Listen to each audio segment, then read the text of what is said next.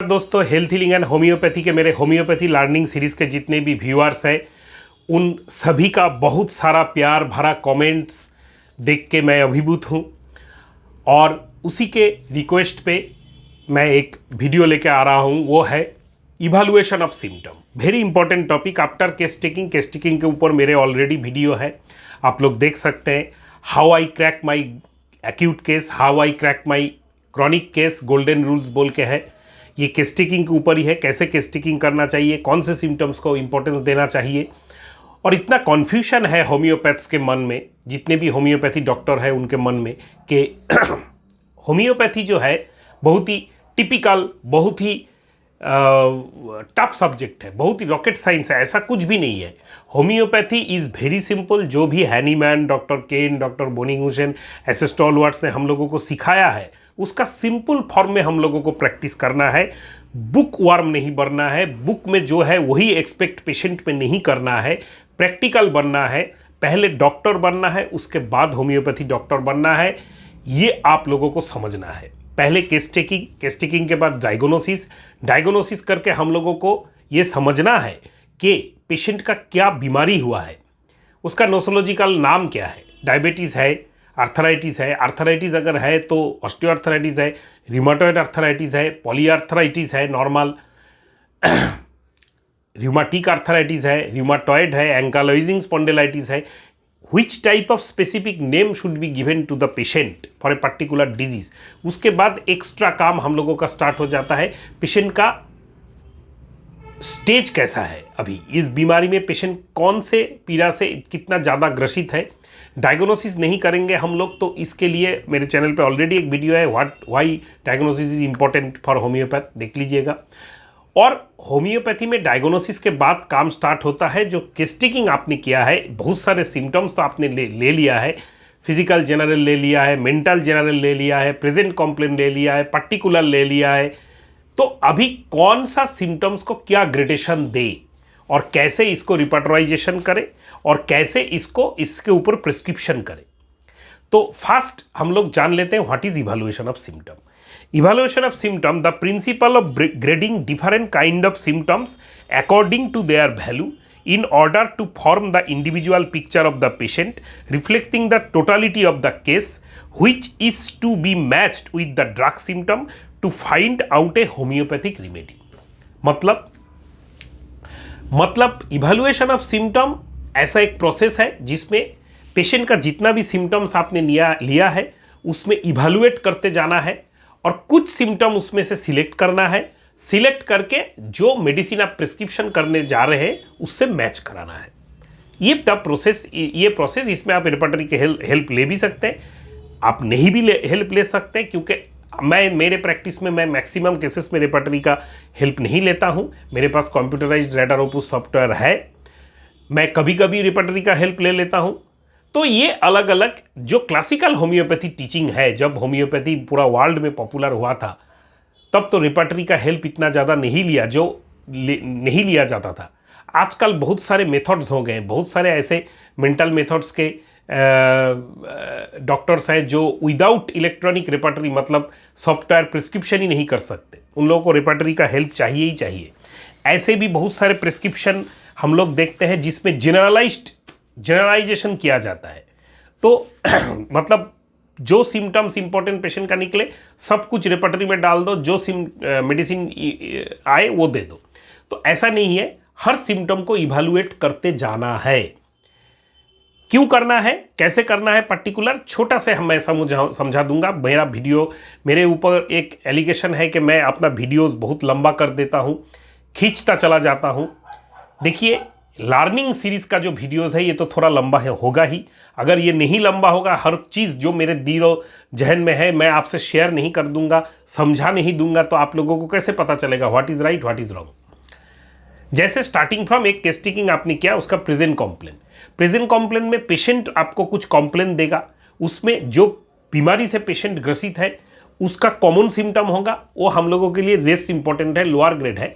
जो उसका peculiar symptoms होगा उसको हम लोगों के लिए हाई ग्रेड है। जैसे एक डायबिटीज़ का पेशेंट थकावट, वीकनेस, रिकरेंट फ्रीक्वेंट यूरिनेशन, और ऐसा टाइप का सिम्टम्स, बहुत ज़्यादा भूख लगना दे सकता है। लेकिन डायबिटीज़ के साथ मेरा सेक्सुअल वीकनेस हो रहा है, और डायबिटीज़ के साथ, डायबिटीज़ जब से हुआ है मैं बहुत ज़्यादा इरिटेबल हो चुका हूँ, ये इंपॉर्टेंट है। It is not directly related with diabetes, it is somewhat peculiar two diabetes. ये इंपॉर्टेंट हम लोगों का लिए ज़्यादा है। हर बीमारी में, एक्यूट में, सर्दी खांसी बुखार से लेकर कैंसर तक, जो भी आप ट्रीटमेंट करने जाए, क्रॉनिक, एक्यूट टू क्रॉनिक, कोई भी बीमारी का डायग्नोसिस करने के बाद उसका कॉमन सिम्टम आपके लिए प्रिस्क्रिप्शन का में इंपॉर्टेंट नहीं है।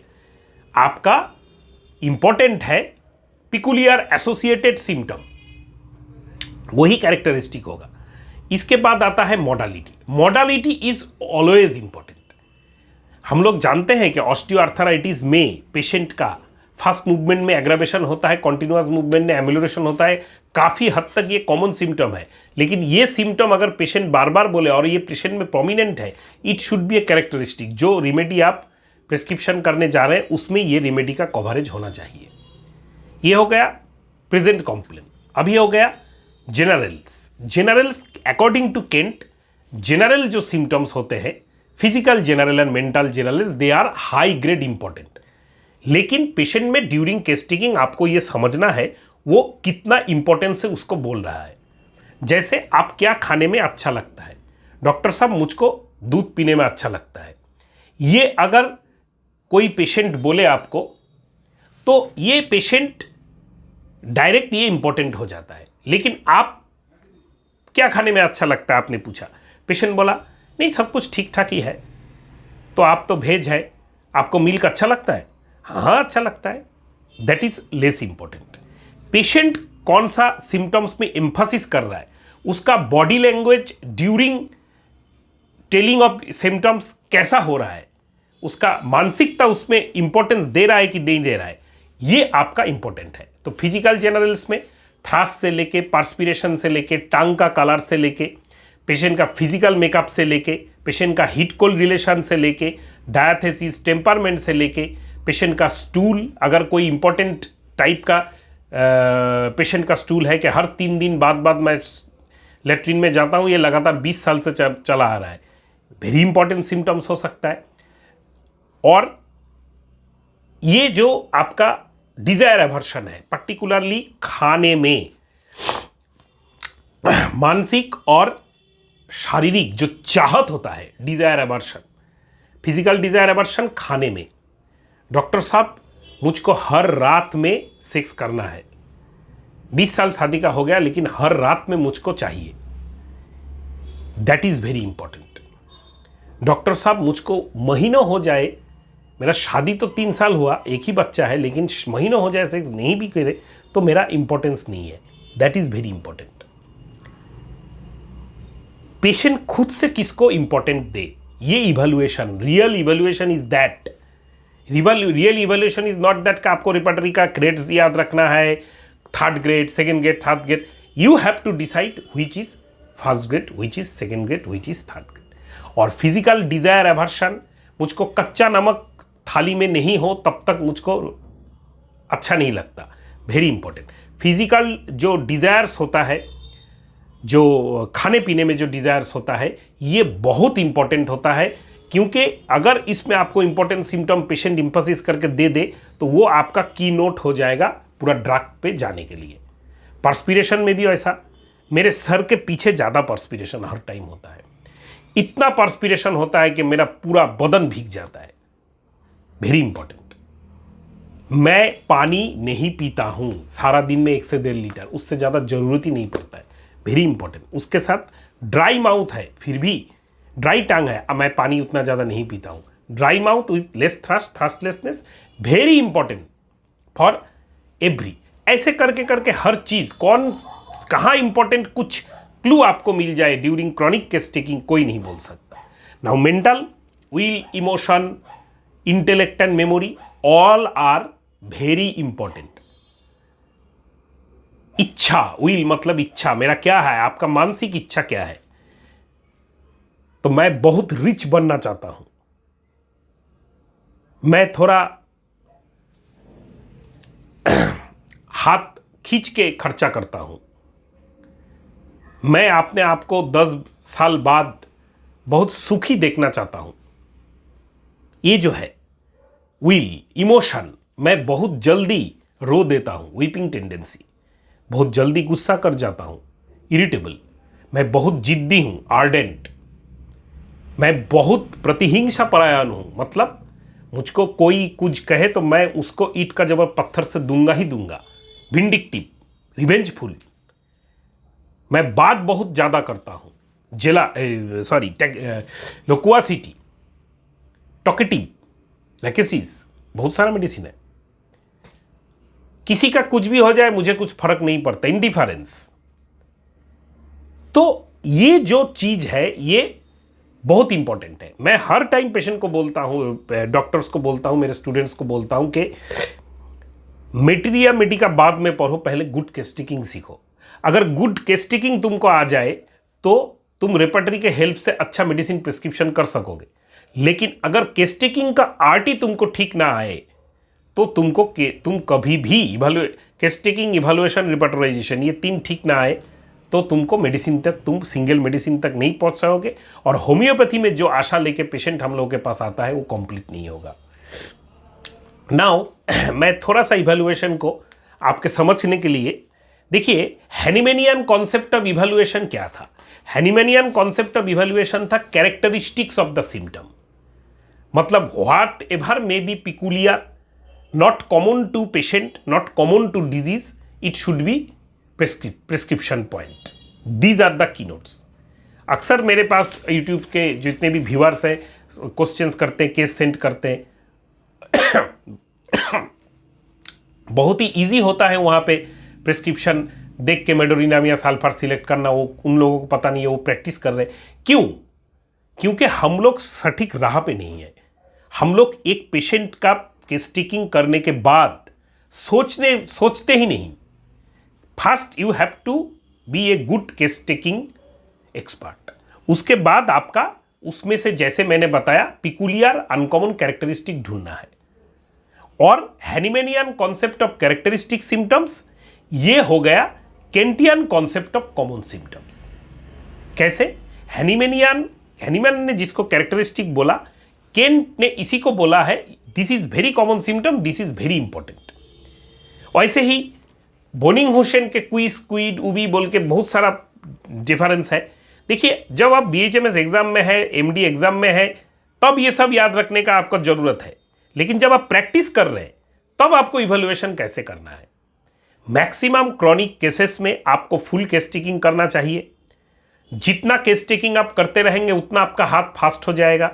ऐसा नहीं है कि आप केस टेकिंग करते करते 1 घंटा, स्टार्टिंग में आधा घंटा, 45 मिनट्स, 1 घंटा लग सकता है क्रॉनिक केस टेकिंग में।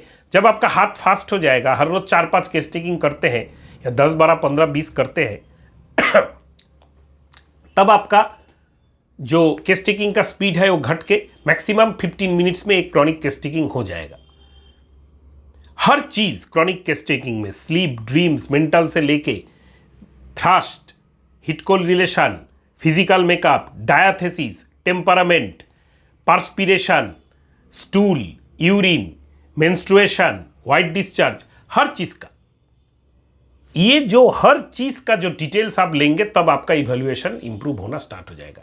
एंड मैं जो प्रैक्टिकली करता हूं उसी के ऊपर ये चैनल है, उसी को मैं शेयर ज्यादा करता हूं, वो है general symptoms, particularly physical and mental generals के ऊपर मैं बहुत ज्यादा एम्फासिस करता हूं।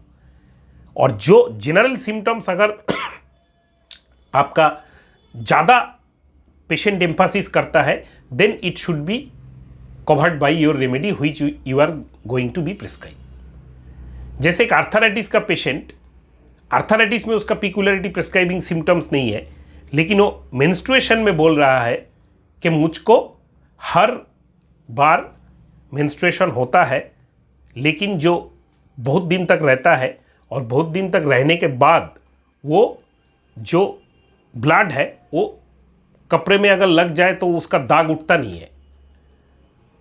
तो ये menstruation, stain the linen, wash out difficult to, repertory में जाइए, कुछ भी मेडिसिन है। सॉरी।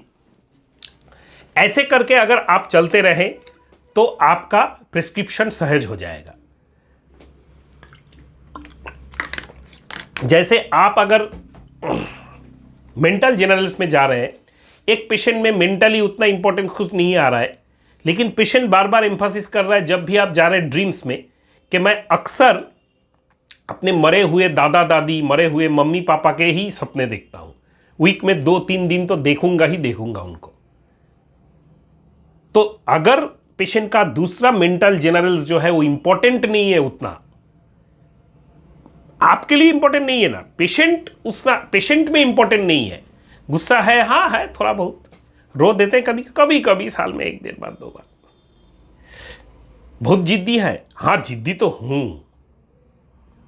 तो इसको वेरीफाई कैसे करें?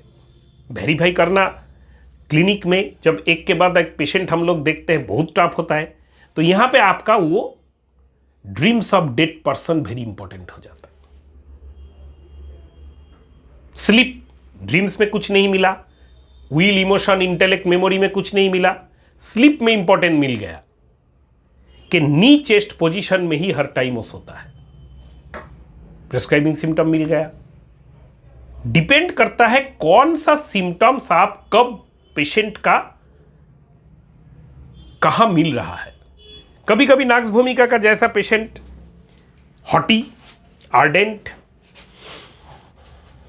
जिद्दी और मैं हूं, मैं करता हूं, मेरा है, ऐसा वाला पेशेंट भी आपके सामने आ जाएगा। वेरी इजीली आप नाक्स भूमिका ढूंढ सकेंगे। In homeopathy we have treat the patient not the disease. इसका यह मतलब नहीं है कि मैं डायग्नोसिस नहीं करूंगा, लैब टेस्ट नहीं करूंगा, ये भी करूंगा, लेकिन मैं पेशेंट का ट्रीटमेंट करूंगा। ऐसा नहीं है कि मैं थूजा खाली आर्थराइटिस में प्रिस्क्रिप्शन करूंगा, ब्रोंकियल एज़मा में भी थूजा प्रिस्क्रिप्शन करूंगा, मेनोरेजी में भी थोड़ा थूजा प्रिस्क्रिप्शन करूंगा, वार्ड्स में स्किन के जितने भी लेसन्स है, IBS है, गैस्ट्राइटिस प्रॉब्लम है, मेंटल साइक्रेटिक इलनेस है, हर चीज में मैं थूजा, नेट्राम्यूर, सल्फर कुछ भी प्रिस्क्रिप्शन कर सकता हूं, अगर at the end time of the case taking आप समझ जाए ये पेशेंट एट प्रेजेंट थूजा को रिप्रेजेंट कर रहा है, या सल्फर को रिप्रेजेंट कर रहा है, या मेडोरिनाम को रिप्रेजेंट कर रहा है। This is the very important. Evaluation का कोई भी 2x2 फॉर्मूला नहीं है। Evaluation of the symptoms is purely art, it should be based on experience. इसीलिए जितने भी फ्रेश BHMS या MD है उन लोगों को मैं बोलता हूं कि आप जरूर कोई भी अच्छा सिंगल मेडिसिन प्रिस्क्राइबर के पास रह के थोड़ा सा सीख लीजिए, उसके बाद आपका भी एक नियम बन जाएगा। और मैं बेसिकली जो होम्योपैथी का कन्वेंशनल किताब है, जो ऑर्गानन है, जो मेट्रिया मेडिका है, जो केंट लेक्चर्स है, इसी के ऊपर बिलीव करता हूं, इसी से मेरा सक्सेस होता है। कोई भी स्पेशल मेथड, कोई भी पर्टिकुलर डॉक्टर का क्रिएट किया हुआ कोई भी स्पेशल मेथड जरूरत आज तक नहीं पड़ा, आप लोगों को भी शायद जरूरत नहीं पड़ेगा। बहुत सारे कोर्सेस आपको यूट्यूब में मिल जाएंगे, ऑनलाइन मिल जाएंगे, फेलोशिप कोर्सेस आजकल चालू है, इसका जरूरत ही नहीं है। अगर आप बेसिक ऑर्गानम जो आपका कोर्स में पढ़ाया गया है उसको समझे और उसको अप्लाई करना स्टार्ट कर दे, और बेसिक जो मेट्रिया मेडिका है जैसे एलन स्किनोट हुआ, बोरिक हुआ, केंट लेक्चर्स हुआ, इसको अच्छे से पढ़ ले, और पेशेंट का जो पिक्चर आपने क्रिएट किया है केस टेकिंग के बाद उसमें इवैल्यूएशन करके 5 सिम्टम्स आप निकाले हैं, ये 5 सिम्टम्स सल्फर्स के करीब जा रहा है, what ever may be the case, from सर्दी टू कैंसर, कोई भी केस हो आप सल्फर ही प्रिस्क्रिप्शन कीजिएगा। एंड पोटेंसी सिलेक्शन के ऊपर मेरे वीडियोस है, वो आप जरूर देख सकते हैं। एलएम पोटेंसी के ऊपर भी मेरे वीडियोस है, आप जरूर देख सकते हैं। Very easy to find a good classical remedy. इसमें मायाज्मेटिक कवरेज भी हो जाएगा, मायाज्म के ऊपर मेरे वीडियोस हैं, और कैसे मैं प्रैक्टिकली एक मेडिसिन तक पहुंचता हूं, इसके लिए आपके जो मेरा जो चैनल है उसमें प्लेलिस्ट है क्योर्ड क्लिनिकल केसेस का, 10 से ऊपर वीडियो उसमें है, आप उसमें जाइए। मैं प्रिस्क्रिप्शन का पिक्चर मेरे यहाँ पे स्क्रॉल करता रहता है, उसमें देखिए कि मैंने कैसे केस टेकिंग किया और कैसे मेडिसिन सिलेक्ट करके पेशेंट को मैंने दिया। अगर आप और कुछ जानना चाहते हैं इस टॉपिक के ऊपर या दूसरा कोई टॉपिक के ऊपर, कमेंट कीजिएगा। हर कमेंट का आंसर देने का मैं कोशिश करता हूँ। नमस्कार दोस्तों।